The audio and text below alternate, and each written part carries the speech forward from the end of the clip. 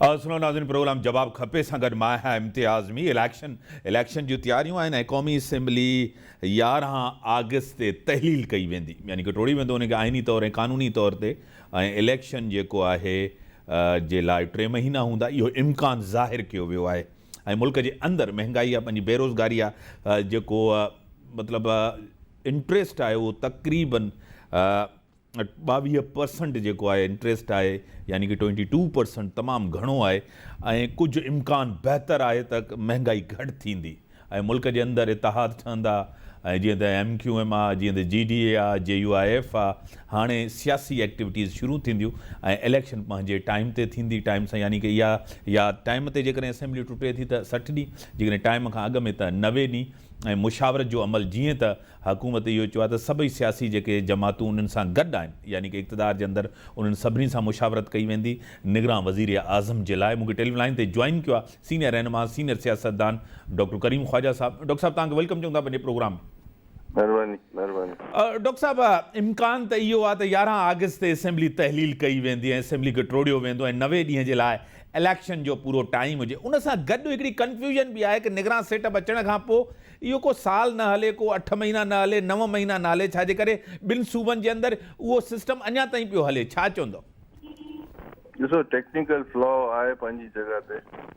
हाणे technical flaws में त उलझिणो कोन्हे त बाबा मुर्गी पहिरीं थी या जेको आहे सो अंडो पहिरीं थियो, पर जेको बि आहे 60 डेज़ या 90 डेज़ में चारों सूबो ऐं नेशनल असेंबली में इलेक्शन ज़रूरी आहे। सितंबर में प्रेसिडेंट जो मुदो पूरो पियो थिए ऐं कमिंग मार्च में सेनेट जी इलेक्शनूं बि आहिनि। सो अगरि जेकॾहिं नथियूं थियनि त पोइ सभु डिस्टर्ब थींदियूं, पोइ त ईअं सम्झो वेंदो त मुल्क में माशल आहे। सही। सो मुंहिंजो ख़्यालु आहे त इलेक्शन ज़रूरी आहे कंहिं बि सूरत में। और डॉक्टर साहब, नवां इतिहाद बि ठहंदा, सिंध जे अंदरि को तव्हांखे वन वे ट्रैफ़िक न आहे, मुक़ाबिलो थींदो, जीअं त GDA आहे, MQM आहे, GDA सां गॾु JUIF जो बि तव्हांखे पाण ख़बर आहे त लाड़काना अवामी इतिहाद खां वठी करे उन्हनि जो पाण में हिकिड़ो मुआहिदो बि आहे त पीपल्स पार्टी जे ख़िलाफ़ु, ऐं पीपल्स पार्टी जे ख़िलाफ़ु वोट बि आहे, तमामु NTPP वोट बि सिंध जे अंदरि आहे। छा चवंदव डॉक्टर साहब? साईं, इलेक्शन मुक़ाबिलो थींदी आहे ऐं सदाईं असां मुक़ाबिला कया आहिनि, हाणे बि कंदासीं। हाणे असां इहो त कोन था चऊं त असां खटी आयासीं, ख़ैर सां ज़रूरु मुक़ाबिलो थींदो, मुक़ाबिलो कंदासीं, पोइ जेको कटे जेको हार आहे। मतिलबु पीपल्स पार्टी सिंध जे अंदरि त कंहिंसां इतिहाद कोन कंदी, अकेले सिर्फ़ु छाजे करे मेजॉरिटी सां 2008 खां वठी करे इक़्तिदार में आहे। पीपल्स पार्टी खां माण्हू सवाल बि ज़्यादा कंदा, पुछंदा बि ज़्यादा। पीपल्स पार्टी जी परफॉर्मेंस बि, कारकर्दगी बि मुल्क जे अंदरि का बहितर अहिड़ी कोन रही सूबे जे अंदरि। ऐं 2008 में हिते इक़्तिदार बि उनखे मिलियो, मुल्क जे अंदरि वफ़ाक़ी हुकूमत बि उन वटि हुई, हाणे कोलिशन जो हिसो बि आहे। पीपल्स पार्टी जे मथां बि त ज़िम्मेदारी तमामु घणी अचे थी डॉक्टर साहब। साईं, इंशाल्लाह निभाईंदासीं। ऐं ॿी ॻाल्हि इहा आहे त सदाईं अवाम असां ते महिरबानी कई आहे, असांखे वोट ॾिनो आहे। इंशाल्लाह हाणे बि वोट ॾींदी, असां अवाम जा कोशिशि कंदासीं। पहिरीं बि मसइला हल कया आहिनि, हाणे बि वधि मसइला हल कंदासीं। और डॉक्टर साहब, मुल्क जे अंदरि जमहूरियत हुजे, सिस्टम हुजे, पार्लियामेंट निज़ाम हुकूमत हुजे, इहो ई बहितर आहे। तव्हांखे अॼु बि लॻे थो कुझु साज़िशूं आहिनि त जमहूरियत डिलीवर न कयो आहे, माण्हू जमहूरियत मां ख़ुशि न आहिनि? डॉक्टर साहब, साज़िशूं हर दौर में रहियूं आहिनि ऐं सदाईं इहा कंस्पेरेसी रही आहे त पॉलिटिशियन, पॉलिटिकल पार्टी, सियासत ख़राब चीज़ आहे ऐं इहो शुरू खां पियो हले। पोइ पर पॉलिटिक्स जे बग़ैर या इलेक्शन बग़ैर या असेंबली बग़ैर त मसइला हल नथा थियनि। डॉक्टर साहब, पर ईअं बि थियो आहे त असेंबली जे अंदरि अपोज़िशन ई कोन्हे, नेशनल असेंबली जे अंदरि। हाणे इहो त इमरान ख़ान जी मिस्टेक आहे न कि हुन चो रिज़ाइन कयूं, ॿिनि सूबनि मां रिज़ाइन कई, नेशनल असेंबली मां रिज़ाइन कई। हाणे जेकर बेवकूफ़ी कई आहे त हुनजो जवाबु तव्हां नथो ॾेई सघां। पर सिंध जे अंदरि बि का अहिड़ी अपोज़िशन न आहे, सभु माण्हू तव्हांखे जॉइन करनि था, तव्हां बि इक़्तिदार जी ऐं पावर जी, माण्हू पावर जे करे अचनि था, पीपल्स पार्टी जे नज़रिए जे करे त कोन था अचनि। ॾिसो, ॻाल्हि ॿुधो, PTI आहे, पंहिंजो MQM आहे, GDA आहे, उन्हनि खे असां कोन चऊं सियासत में ई कनि, लाड़कानो इतिहाद सियासत करे, फलाणो सियासत करे, कंहिं कंहिंखे रोके थो कोन्हे। बाक़ी बाक़ी वोट ॾियण त आवाम जी मर्ज़ी आहे, कटायूं जेके हाणे डॉक्टर साहब नज़रियाती पॉलिटिक्स या तव्हांखे पाण ख़बर आहे असूली जेकी सियासत आहे उहा त कोन थी थिए, इक़्तिदारी सियासत थिए थी। अॼु त उहे शयूं पोइते रहिजी वियूं डॉक्टर साहब। नज़रियाती सियासत आहे बि न बि आहे, ऐं नेचुरली इक़्तिदार में जेसि ताईं माण्हू न ईंदो त मसइला हल थी थींदा माण्हू जा। मतिलबु तव्हां इक़्तिदार में अची करे माण्हुनि जा मसइला हल कया आहिनि, बुनियादी मसइला? कोशिश पीपल्स पार्टी कई आहे त मसइला हल कनि, ऐं उन्हनि कयो बि आहे, तॾहिं त माण्हू बार बार वोट था ॾियनि। सर 15 साल जो इक़्तिदार आहे, मसइला हिकु तरफ़ आहिनि, 15 साल जी हुकूमत हिकु तरफ़ आहिनि। जेकॾहिं मसइलनि खे ॾिसूं, जूं जा तूं मसइला आहिनि, हेल्थ जो मसइलो तव्हांजे साम्हूं आहे, सिहत एजुकेशन जो मसइलो तव्हांजे साम्हूं आहे, इरीगेशन जो मसइलो तव्हांजे साम्हूं आहे, लॉ एंड ऑर्डर जी सूरत हाल तव्हांजे साम्हूं आहे। को हिकिड़ो मसइलो ॾिसो जंहिंमें बहितरी आई हुजे? वरी बि त बहितर आहे इलाही ॿियनि जे मुक़ाबले में, ॿियनि सूबनि जे मुक़ाबले में, तॾहिं त माण्हू असां ते एतफ़ाक़ था कनि। वरी महिरबानी डॉक्टर साहब, तव्हां टाइम ॾिनो। रिटेल ब्रांच ते जॉइन किया है सीनियर रहनुमा GDA जी उज़मा कामरान साहिबा मूं सां गॾु आहिनि। तव्हांखे वेलकम चऊं था पंहिंजे प्रोग्राम में। Thank you so much. Uzma Kamran साहिबा, इलेक्शन जिस तरह एक माहौल बन रहा है, पहले तो ये कहा जा रहा है, पीपल्स पार्टी कह रही है कि हमारा तो किसी से मुकाबला भी नहीं है, क्योंकि GDA भी कमज़ोर है और MQM भी कराची तक महदूद है। कराची में भी पोजीशन MQM की कमज़ोर है और GDA दिन ब दिन कमज़ोर होती जा रही है। जिस तरह लोग उसको छोड़ते हुए जा रहे हैं, क्या कहेंगे? इम्तियाज भाई, लोगों का छोड़ना आना जाना तो हर पार्टी में लगा ही रहता है, सिर्फ GDA की बात नहीं करूंगी मैं। काफी ऐसी पार्टियां हैं, सियासी पार्टियों का तो आपको पता है ये होता है कि कोई छोड़ के जाता है, कोई नया आता है, तो जाने आने से किसी को कोई फर्क नहीं पड़ता। और अगर MQM की और GDA की बात की जाए तो MQM के साथ GDA ने इत्तेहाद किया है। क्यों? क्योंकि जाहिर सी बात है, आपको पता है इस वक्त जो मुल्क की सूरत हाल है और सिंध की जो सूरत हाल है, तो अगर दो लोग मिलके किसी को टफ टाइम देने के लिए इत्तेहाद करें तो उसमें कोई मुज़ायका नहीं होना चाहिए किसी पार्टी को, या ना हमें है ना। आपको पता है, एक तो इलेक्शन लड़ना होता है, एक इलेक्शन जीतना होता है। जब इलेक्शन वही जीतते हैं जिनका वोट बैंक होता है, वो लोग आपको छोड़ के जा रहे हैं जो इलेक्शन जीत सकते हैं। चाहे पीपल्स पार्टी इक़्तिदार में भी थी, उसके बाद भी वो इलेक्शन में आके लड़े, उनसे जीता। जिस तरह गौसबख्श मेहर साहब थे, जिस तरह शहरियार मेहर साहब थे, वो यानी कि किसी भी पार्टी में होंगे तो इलेक्शन जीत के आएंगे। वो लोग छोड़ के आपको जा रहे हैं, यानी कि इलेक्टेबल्स आपको छोड़ के जा रहे हैं, जिसकी बड़ी अहमियत होती है असेंबली के अंदर। वही सियासी जमात असेंबली में जा सकती है जिसके MPs होते हैं। इम्तियाज भाई, मैंने आपसे वही अर्ज किया अभी कि देखिए, लोगों का जाना आना तो सियासी पार्टियों में लगा ही रहता है, उससे कोई फर्क नहीं पड़ता। हमें कोई फर्क नहीं पड़ता कौन छोड़ के जा रहा है और कौन आ रहा है।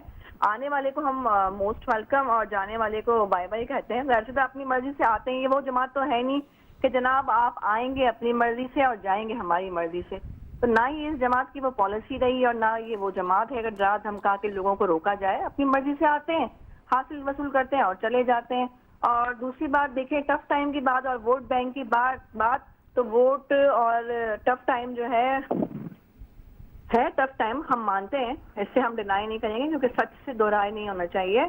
टफ टाइम है, दोनों पार्टियां एक हुई हैं और टफ टाइम देने का सोचा है और देंगी भी। मगर ये देखें कि इलेक्शन जीतना और लड़ना दो एक अलग जाविये हैं। मैं ये समझती हूँ इलेक्शन में पार्टिसिपेट करना और मुकाबले से डट के लड़ना भी जीत से कम नहीं होता। हम उनमें से नहीं है जो डर के खामोश होकर बैठ जाएं कि जनाब सामने वाले की वर्थ बहुत ज्यादा है, वोट बैंक बहुत ज्यादा है, और अवाम किस बिहाफ पे अब वोट बैंक रखेंगे, किस बिहाफ पे अवाम वोट देगी। आप देख रहे हैं, मेरी फेसबुक पे भी 4 साल पहले मैंने पोस्ट डाली थी, आज ही मुझे वो रिमाइंड हुई। तब भी सड़कों का बुरा हाल था, पानी नहीं था, बिजली नहीं थी, बदहाली थी, रोड टूटे फूटे थे, तब भी अवाम रो रही थी। अब तो कयामत है महंगाई की, अब भी अवाम रो रही है। तो वोट बैंक खैर आप ना ही करें तो बेहतर है, क्योंकि वोट बैंक है इनका, हम मानते हैं। सिंध में पढ़ाई का रुझान इसलिए कम कर दिया गया कि कहीं पढ़ लिख के बच्चों में शऊर ना आए और कोई गांव का बच्चा उठ के अपने वोट को तब्दील ना कर दे। तो वोट तो खैर नजरिए पे जाते हैं मोहतरमा के, वो बहुत ब्रिलियंट वुमेन थी और उनका हम एहतराम करते हैं, बेनजीर भुट्टो मोहतरमा का। मगर आप देखें, जरदारी लीग जो है इस वक्त अगर टफ टाइम देने के लिए है तो हम लोग भी लड़ने के लिए तैयार हैं। इसलिए हमारी GDA के इत्तेहाद हो रहे हैं और GDA की मुलाकातें हो रही हैं, तो हम डर के पीछे हट के छुप के बैठ नहीं रहे। आप जब इलेक्शन में जाएंगी तो आपका नारा क्या होगा पीपल्स पार्टी के खिलाफ? बयानिया क्या होगा? किस बयानिए पे वोट लेंगे? किस नारे के ऊपर वोट लेंगे कि इन्होंने कुछ नहीं किया तो हम वोट इसी वजह से हमें वोट दें, हमें मुतबादिल बनाएं? क्या कहेंगे? देखिए, मजबूत सिंध, मुत्तहद पाकिस्तान, ठीक है ना। जब सिंध मजबूत होगा तो पाकिस्तान मुत्तहद होगा, और सिंध, अगर सिंध में इत्तेहाद बनेगा और सिंध मजबूत होगा तो ही मुल्क तरक्की कर सकता है, क्योंकि ये सिंध ही है, ये कराची ही है जो इतना फंड जनरेट करता है पूरे मुल्क को। ये पाकिस्तान की, आपको पता है, सिंध शहर, कराची शहरग है, तो जाहिर सी बात है यहाँ के इस शहरग को किस तरह से काटा जाता है, किस तरह से गरीबों की खाल नोच नोच के अय्याशियां की जा रही हैं, तिजोरियां भरी जा रही हैं। आप बताएं ना, अपने रस्तों को, अपने बंगलों को, अपने महलों को सजा बजा के बैठे हुए उस गरीब को तो कोई पुरसाने हाल नहीं है, जो सैलाब में बह गए हैं, जो सैलाब जदगान आज तक रो रहे हैं, उनके घर बाहर डूब गए, उनके लिए फंड तो भरपूर लिया गया है। कोरोना आया, कोरोना के लिए, साबुन के लिए पैसे तो भरपूर लिए गए, मगर वो कहाँ गए हमें तो नजर नहीं आते कहीं से भी। और फंक्शनल में, फंक्शनल की बात अगर मैं करूं तो अकबर मरी साहब जो है फंक्शनल से, जीडीए से हैं, उन्होंने 200 से ज्यादा घर जो है अपने गोद में बना के दिए। तो क्या आप मुझे बताएं कौन से पीपल्स पार्टी के मिनिस्टर ने या कौन से पीपल्स पार्टी के एमएनए ने कोई घर बना के गरीब आवाम को दिया हो या सैलाब जदगान की मदद की हो? वहां तो आटा चीनी ही पहुंचा। आप बात कर रहे हैं किस बिहाफ पे जाके ये लोग मांगेंगे? हम तो फिर भी कहेंगे कि इत्तेहाद करें, मुत्तहद सिंध होगा तो खुशहाल पाकिस्तान होगा, तालीम आम होगी, गरीब का बच्चा पढ़ेगा, किसान का बच्चा पढ़ेगा, तो बहाली आएगी और शऊर आएगा।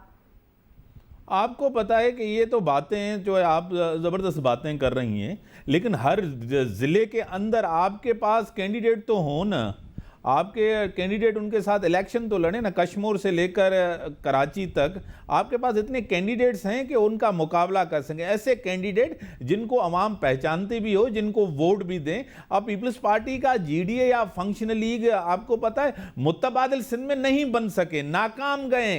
2008 में पीपल्स पार्टी जीत गए, 2013 में पीपल्स पार्टी जीत गए, 2018 में पीपल्स पार्टी जीत है, बार बार इक़्तिदार उनको मिला है। मेयर भी कराची का उनका है, हैदराबाद का मेयर भी उनका है, पूरी सिंध के अंदर आपको पता है डिस्ट्रिक्ट चेयरमैन भी उनके हैं। और इससे ज्यादा नाकामी क्या है जीडीए की? इम्तियाज भाई, गुर्बत की लकीर इतनी लंबी खींच दी गई है कि एक एक रुपए के लिए गरीब मर रहा है। ये पूरी पॉलिसी ही चलती है, इलेक्शन से साल भर पहले, 2 साल पहले तैयारियां होती है बाकायदा, और वो लकीर इतनी लंबी खींच दी जाती है कि गरीब इतना भूखा मर जाए, इतना मजबूर हो जाए कि वोट, वो कहता है वोट जाए कहीं पे भी, मेरे बच्चों को एक वक्त का खाना ही मिल जाए। तो उन वोटर्स को जब खरीद के वोट पड़वाया जाएगा तो कहां से सिंध बहाल होगा और कहां से सही लोग आएंगे? वही लोग बदमान होंगे जिनके पास पैसा होगा और जिनके पास पावर होगी, गुंडागर्दी होगी, डंडा होगा, और वही होता आया है। और उम्मीद करते हैं अल्लाह पाक अब के ऐसा ना हो, मगर फिर भी हम कहते हैं कि टफ टाइम है, हम लड़ने को तैयार हैं और मुकाबला करेंगे। 2018 में भी हमारे कैंडिडेट पूरे सिंध में खड़े हुए थे, 2023 में भी कैंडिडेट आपको हमारे सिंध में मिलेंगे। मैं खुद कैंडिडेट एमपी रह चुकी हूँ, मैं खुद कैंडिडेट एमपी हूँ, मैं भी लड़ूंगी इलेक्शन, इंशाल्लाह हम सामने होंगे। सही, बड़ी मेहरबानी, आपने टाइम देना। ब्रेक जो टाइम जो ब्रेक हम तक